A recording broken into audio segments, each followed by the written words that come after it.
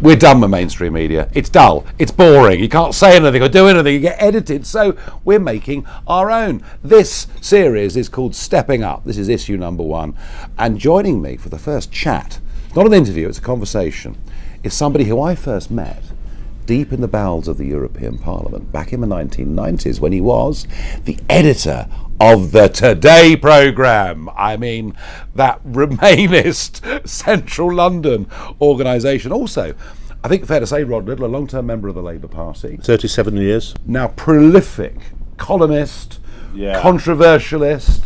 And it's odd because when I first met you down in as I say, literally the bowels of the European Parliament, it would have been 2001, I think.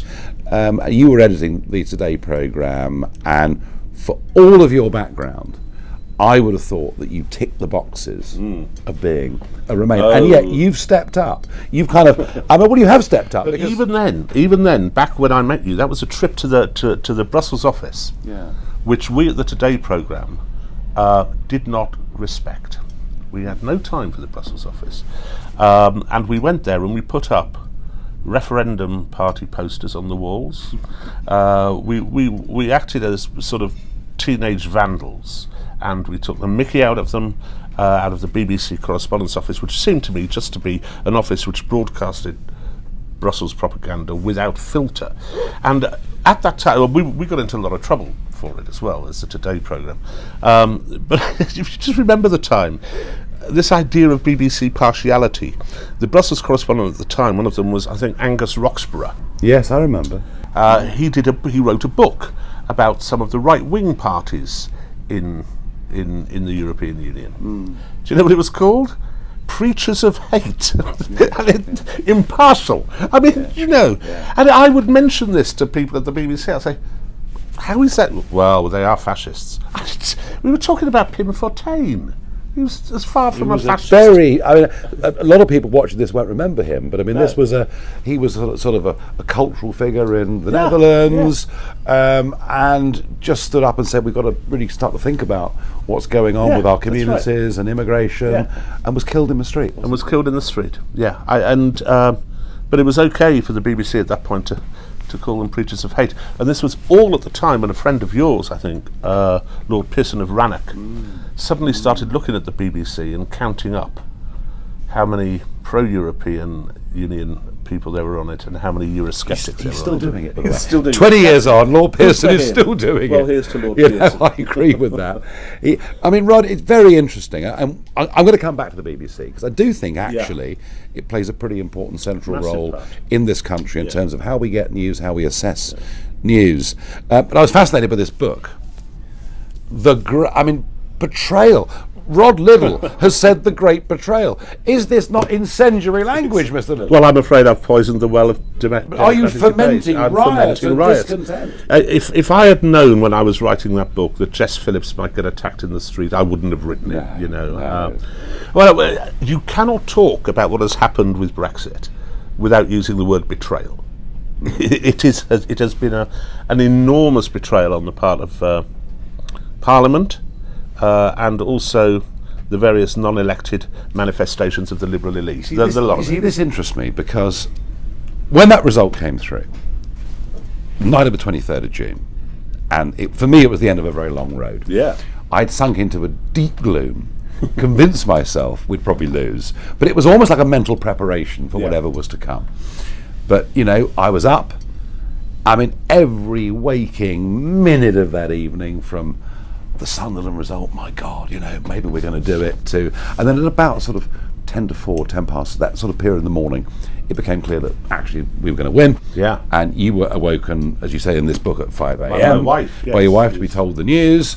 And more astonishingly, I thought that Michael Gove and Boris Johnson had gone to bed. I woke up the next morning looking bewildered. And not happy. No, it didn't look happy. It was. I mean, that was bewildering. But I have to say that next day in London was an extraordinary day, and the mixed reactions I were getting were quite something. Do you know, it was one of the happiest days of my life was a Sunday. We were staying with friends in Dulwich, which is Remain central. in the central. And I took the dog for a walk in Dulwich Park, and as I was going on, I'd made up this song called "We Voted to Leave, You Better Not Grieve." And people were going, "It's a very bad thing." and my dog was with me, and my dog's called Jessie, but I thought I'd really annoy them, so I said, "Farage, come here, come here." And then people, "You haven't really called that dog after that fascist." It was just a most wonderful day.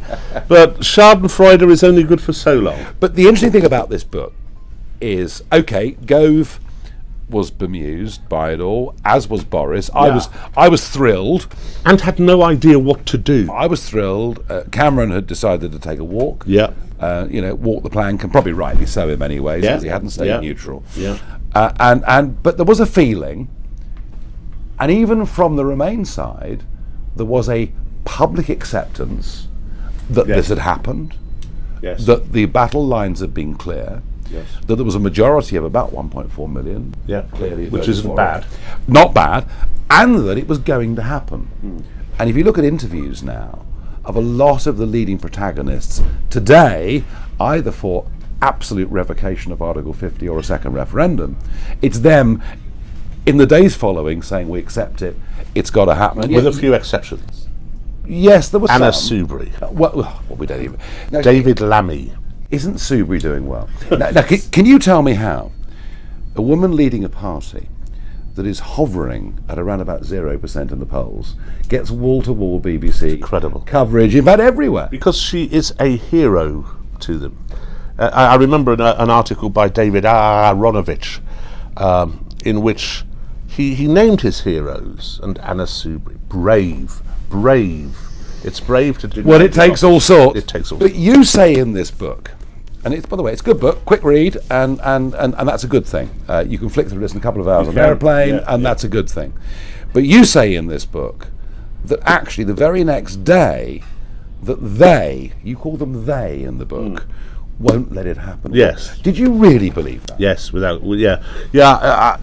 was the looks on the faces of Mr. Dimbleby and the correspondence in the. I mean, if you want to compare it with, for example, when Barack Obama won the U.S. election. Oh, the second coming of the Lord. Second coming of the Lord, and there was a palpable. They were absolutely hacked off,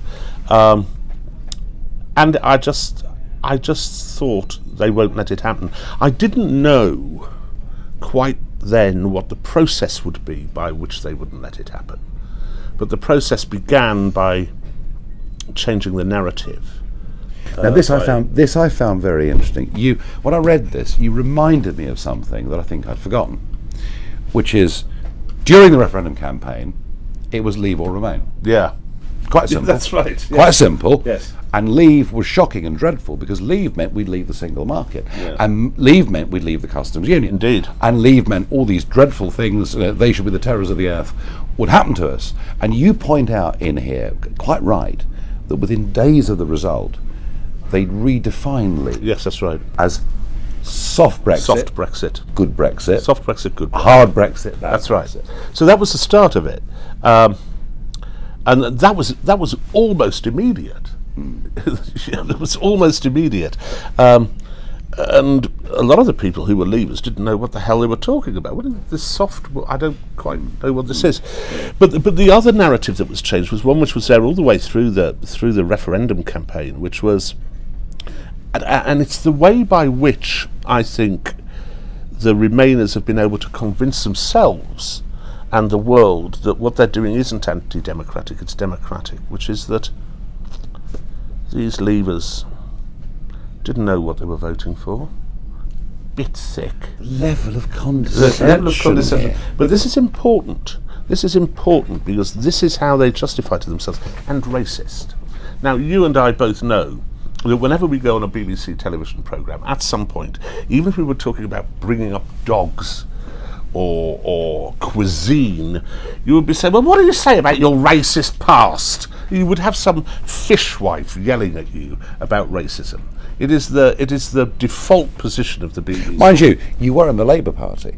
which arguably today is a racist party. Oh, well, of course it is. Well, you're absolutely right about that. One of the reasons I left, well, the main reason I left, but what they needed to do in order to change that narrative was to convince themselves that the people who had voted Leave and the process by which they voted Leave was not itself democratic, which is obviously absurd.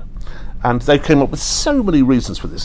You know, that there wasn't a majority in favour of Leave because not everybody voted. Yeah. Well, no, they never do. But it's just these Aunt Sally arguments. But they've been very, very important. And, you know, let's give credit to Lammy and Soubry. Day one, June the 24th, David Lammy, let's just stop this now.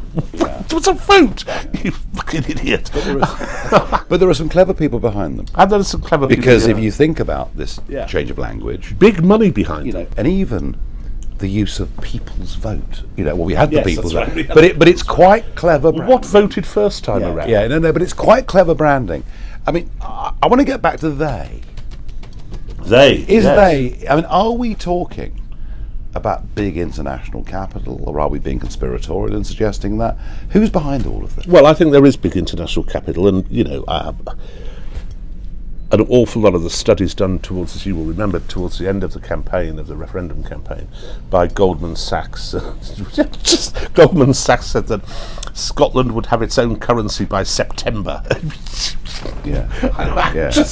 How do you trust these people? But what I really meant by they was, and I think this is the interesting thing about the Remain demographic as well, which has been far less talked about than the Leave demographic, but is more interesting. There's that small part of the Remain demographic which is in an absolute echo chamber. So the civil service, the judiciary, the BBC, Parliament. So you have those four against you all the way along. And it's a powerful combination. And I mean, the civil service effectively did the negotiations for us. Well, this is where, I mean, David Davis thought he was the Brexit secretary, that's right, and produced a white paper to which Mrs May said, well, this is jolly interesting, David, but old Ollie Robbins, he's produced a real cracker. Yeah. Well, and of course, also, I mean, when they went... How much blame goes on her? Massive blame, well, it's difficult, isn't it? I mean, the Conservative Party should not have elected as a leader someone who was for Remain. I mean, if you go into these negotiations with your opponents knowing that you do not believe in the outcome, it's bound to fail. It was once said of her that she's the sort of negotiator who would come out of DFS with a full-price sofa. I mean, that sounds to me about right. So she's not very good at negotiating. She's seeded the sequencing of the negotiations terribly badly, in that we were given this massive bill, which seems to have been written down on a piece of paper, you know, made up, entirely made up bill, and went along with it, and then went along with the sequencing, which is, we are not going to talk about anything that you want, Britain, until we've got what we want. I mean, that's right. Yeah, Rod, I'm very struck. And then the election. I'm very struck with all of this, that actually, you know, if we do sign off on, they call it the deal, the withdrawal agreement. It's a new EU treaty. It's very important that we get that point established. But I'm very certain of one thing, that we do all of that, and the next phase relies completely on their goodwill. It is like putting your head in a crocodile's mouth and hoping that he's going to be nice to you. Yeah.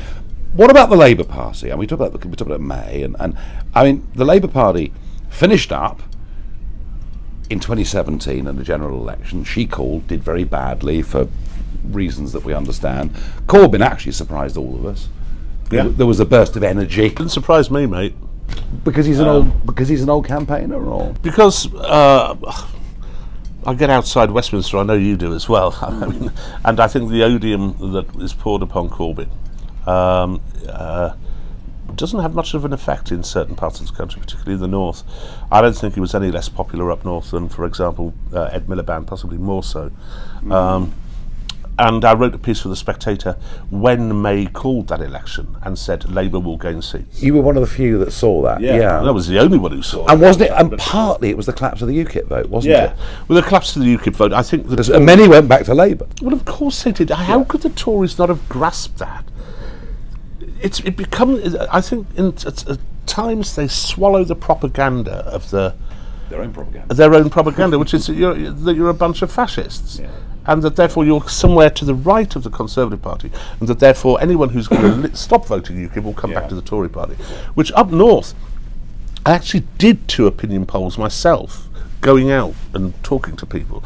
Not scientific. One in your old constituency, Thanet South, South, where I spoke to the former UKIP voters. This was just before the 2017 election, and said, "What way are you going to vote now?" And I got 100 of them, and the overwhelming majority were going back to the Conservative Party. But the Conservative Party didn't need them, because they had all those seats. They were going to win anyway. They were going to win anyway. In Hartlepool, where I did it, almost none were going to the Conservative Party. They were going to the Labour Party, and paradoxically to the Liberal Democrats' protest vote. You know, they were going anywhere but to the Conservative Party. And I thought they've got this seriously wrong. And then they came out with an appalling manifesto. And Corbyn came out with a good populist left-wing manifesto. And he looked energetic. I mean, he was out there, he was doing street events. And a bit like you, Nigel, he's fought campaigns. Yeah, well, she'd never been allowed out. That's right, outside the house. I mean, he'd fought off for 3 years, 2 years. You know, these... But here we are a couple of years on, and I don't know about you, and of course the pressure of leading a party, the pressure of just what you're expected to do as a party leader, he's looking pretty tired now, isn't he? Yeah, and I think I was inclined, I mean, I would never, ever vote Labour with Jeremy Corbyn in charge for a whole bunch of reasons. Mainly his opposition to almost everything that Britain stands for, and his friendship with almost everybody who hates Britain. I think it's a disgrace. But I think over the EU and the referendum, he was rather more principled than most people in his party, and certainly more principled than the PLP, which could see an immediate benefit in... But he's now been taken hostage. So effectively, Labour's official position now is they want a second referendum. And it's Remain versus some kind of Remain, effectively. And that's where he's been forced to. That's right. I love the Emily Thornberry. We'll campaign for a new deal. Put it to the British people. I think campaign against it. I mean, you couldn't invent that. But these days you could, because it's so absurd. But I mean, don't forget that this is a great thing. The wonder of the Momentum supporters suddenly beginning to twig, Corbyn really doesn't like the EU, does he? And of course he doesn't. I mean, it's as late as 2014 and 2011 that Corbyn was talking about this. Listen, he makes me sound quite Europhile. He does. In some of those speeches. No, absolutely. Absolutely full on. And a couple of the reasons, you know, I voted Leave narrowly. You know, I had to think about it an awful lot. Partly for Lexit reasons, as they horrible. I know. European Union run by big businesses, big banks. Yes. Well, and the exploitation of immigrant labour, you know, which they've done pretty effectively. Which they've done very effectively, but now he's still in charge, and if we have any principle about it, we should insist that he should be in charge, and that if there is a caretaker government, he should be the leader of it. I'm sorry, but you've got to be honest about these things. But the concept of a caretaker government, the concept that midway through a parliament, without an election, the colour of the government would change. It's never happened before. Especially, I loved the idea from 2 weeks ago, because this would just cap it all for me, that Burko would be the Prime Minister. Or the President. Or President. They have done everything they possibly can. They've used every unelected institution, whether it be the law courts, whether it be the House of Lords. They have done everything they can to stop Brexit. And that is what they were. That is the only law. There is only one law. And yet, in the midst of all of this, and I'm going to say this, and you can agree or disagree, but in the midst of all of this, but I kind of in 2016 was so relieved we'd won. And surprised if I'm... No, I was surprised that night because I'd mentally prepared. Yeah. Funny enough, Donald Trump said the same to me. He said, when the polls closed, I convinced myself I'd lost. He said, and you almost, it's a bit like waiting for the result of a photo finish. You mentally prepare yourself for the worst. Yes, you do. And then if the right comes along, then you're, the right way comes along, then you're delighted. No, I was. The day before the referendum, I was convinced we'd win. The day of the referendum, when I saw that poll that came out at 11 o'clock that morning, it's about 8% lead, saying 10% lead, and I saw the markets all move, and I thought, well, I know markets can be wrong and polls can be wrong, but can they be that wrong? The person who published that poll is now in the House of Lords, which tells you everything you need to know. Actually, there were 2 polls on that day. One of them gave Remain a 6% lead, the other gave Remain a 10% lead. And I can remember throughout the course of, people have such short memories. Throughout the course of the next 2 years, if we had a vote again, Remain would win because this poll shows them 2% ahead of the poll. Well, I'm sorry, the eve of the actual poll, it showed them 10% ahead and 6% ahead. Yeah. You know, when will people grasp that? Well, also you can ask questions in a certain way, you can reallocate the unknowns, you can do all sorts of things. But Rod, here we are, and we've got a Labour Party that has broken its promises to the electorate. A Conservative Party that keeps telling us it'll deliver. It doesn't. It didn't under Mrs May. And I'm going to speculate, sitting here with you in the first week of October, that Boris won't deliver either. You know, he's put this amendment... When you say won't deliver, what you mean? Well, he's put an amendment forward to the European Union, which has one quite optimistic part of it, that he actually states clearly that we ought to leave the customs union, we ought to leave single market rules in 2021 or whenever transition ends. The EU aren't accepting that. I mean, there's no way they're accepting that. And therefore Parliament's not accepting it. Ireland won't accept it. And I don't think Ireland's going to accept it. So I think we're in stalemate. And all his talk of do or die, we'll leave, the Benn Act is flawed. Well, you know why. I mean, come on, you know why that was. I mean, the first 2 weeks of Boris, forgive me, the first 4 weeks of Boris were an attempt to crush you. And they still are. And they still are. Yeah. And the idea was, and actually as a political strategy, it's not a bad one. If you can out-Brexit Farage and the Brexit Party, what they had to do was to get you down to single figures and preferably 7%. Hasn't happened. It's not working. It's still, you're still at 14%. It's still sticky, which is interesting. So that kind of failed. But in doing that, of course, I mean, politically, he lost allies who he would normally be able to count on as a one-nation Tory. So I think it was a flawed strategy. I might have tried to do the same. I thought the first 2 weeks were fairly impressive. And I think, having seen interviews with you at the time, there was some grudging acknowledgement of that. Oh, I don't grudge if I hear the right things. And I know what I'm saying about, look, the fact that he's actually said, I want to leave the customs union, clearly, of course I applaud that. The trouble I've got with it, Rod, is the withdrawal agreement, the political declaration, this new European treaty structure we're going into, he wants to amend it. It literally is putting lipstick on a pig. And actually, I think what we should be saying is, look, this is utterly flawed. Let's just ditch this. It doesn't work at any level. And why don't we go for, if the Prime Minister's objective is a genuine free trade agreement, why not go for that without all the political attachments? That's my difficulty with it. There's 2 things, I think. I've had a problem with some leavers in the past who seem to me to be deluded, and they still seem to be deluded now. I still have leavers saying to me, but it's all right, we're going to leave with no deal. And they keep saying this, and I say, because it's the law, it's a default position. No, really, this is never going to happen. And I felt slightly the same way and was thus torn before the pig had lipstick on it. When it was Theresa May's pet pig. And there was that last vote. And the Leavers thought it's either May's deal or no deal. Whereas I was arguing to them, no, it's either May's deal or no Brexit. Now, I still think that that's true to a degree, because however strong you are as a party, under the present parliamentary system, electoral system, even if there's a general election, I can't see you getting a clean breakthrough. I just cannot see it. I cannot see how you can do it.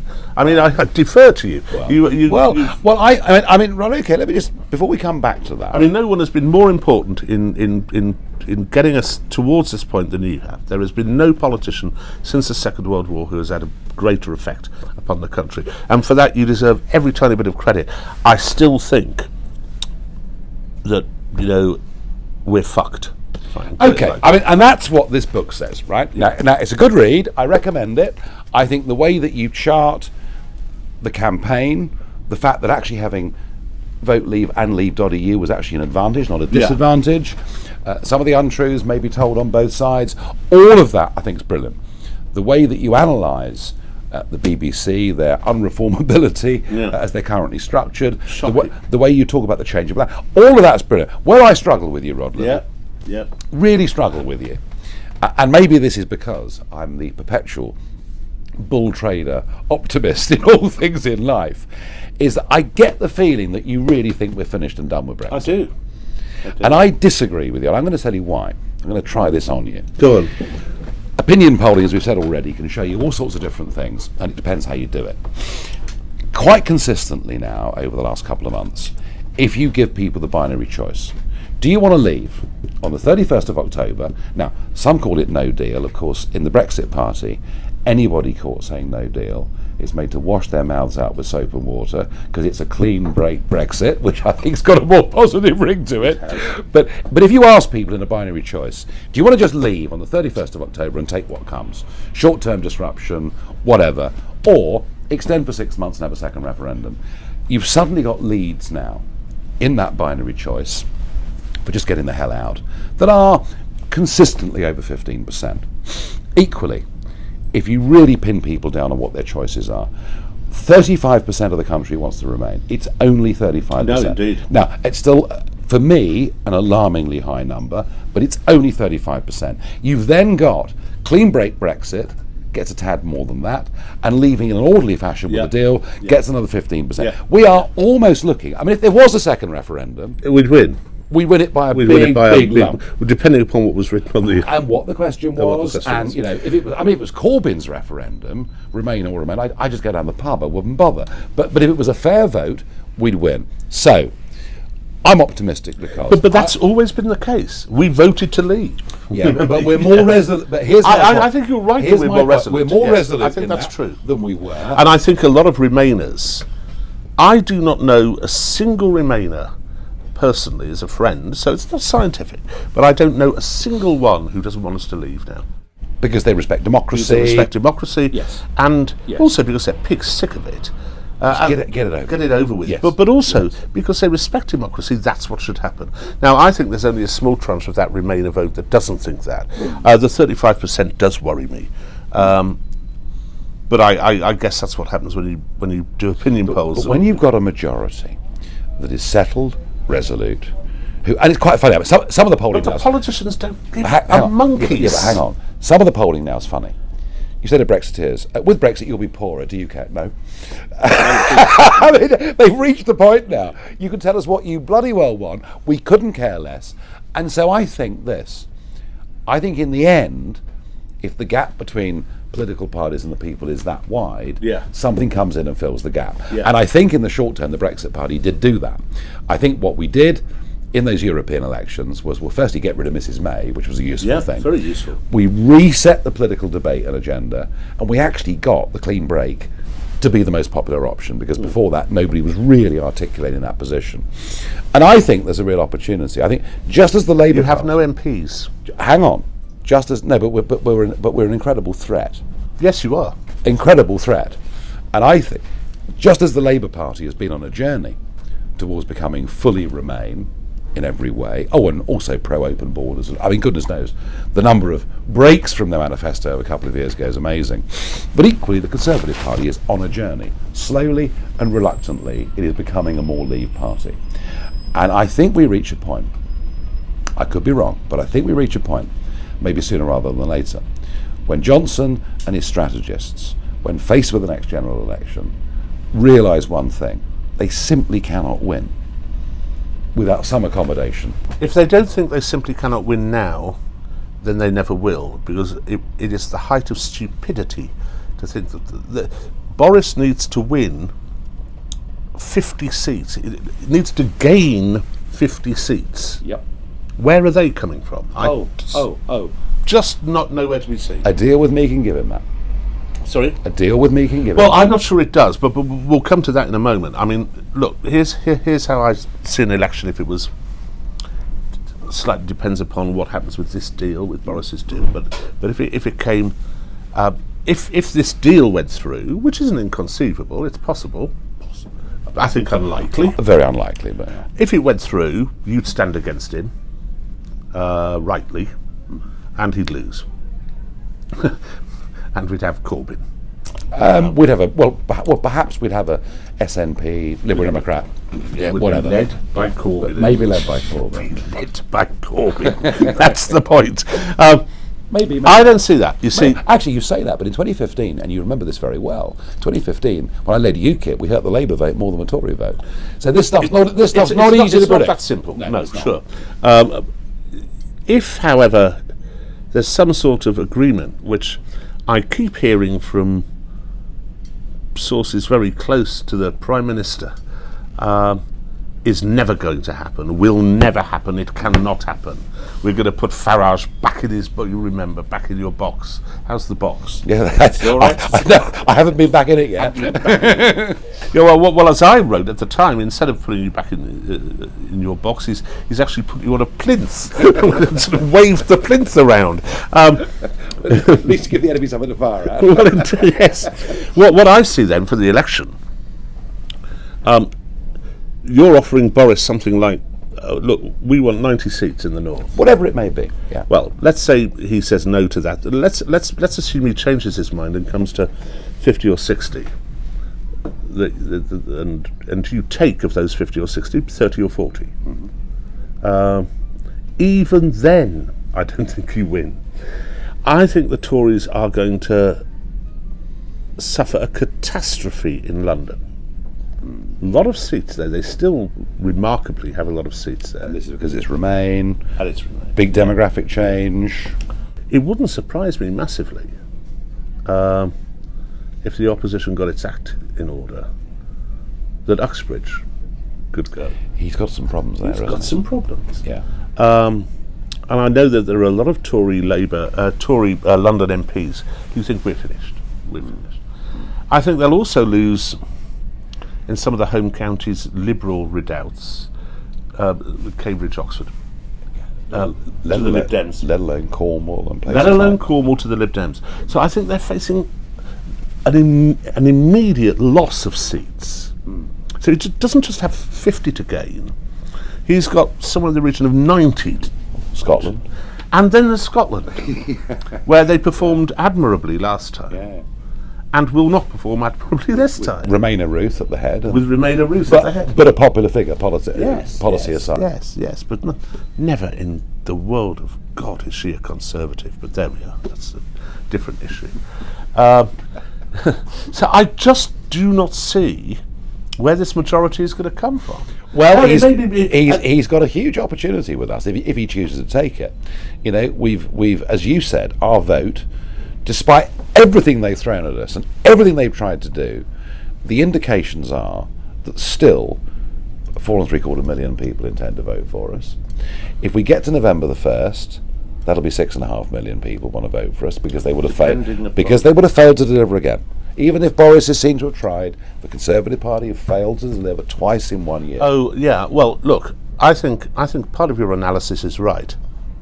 I also think the analysis that, and I've written this many times before, that Boris doesn't play well in the north of England is pretty potent and trouble. I mean, that's where he has to pick up votes. I mean, the only seats where I can see the Tory party picking up in this coming election is the East Midlands and maybe Essex. And then they'll have you to contend with there, presumably. Well, listen, I've offered them a lifeline. They can take it or not.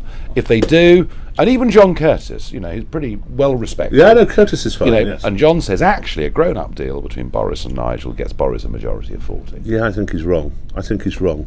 Though he's better than Kellner. But I think he's wrong. I just don't see it that way.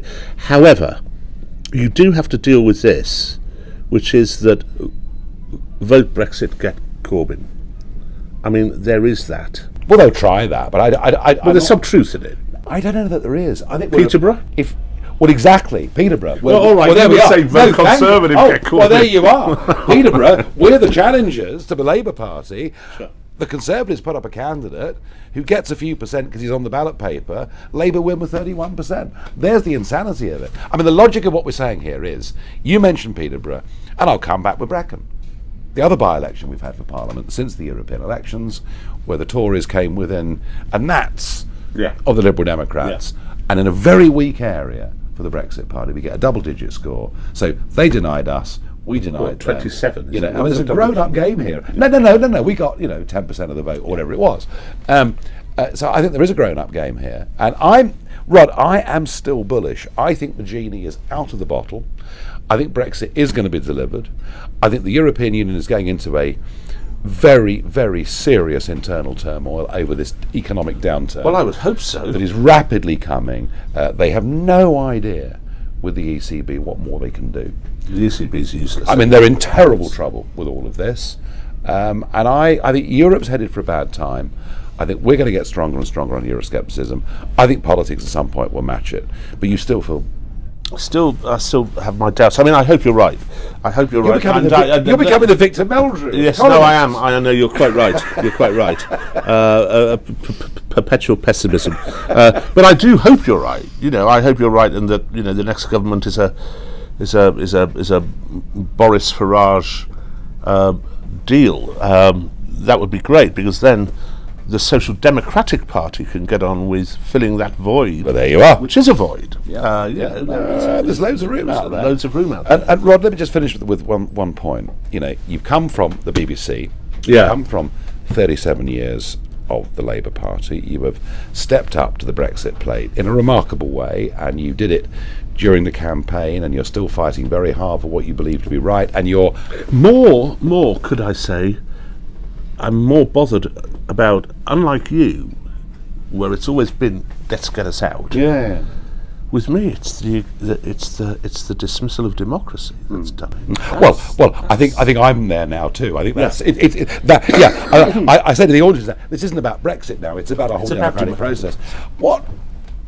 How much of a price have you paid in terms of friends, people that you thought you knew? You know, you've stepped outside of your comfort zone in a sense doing this.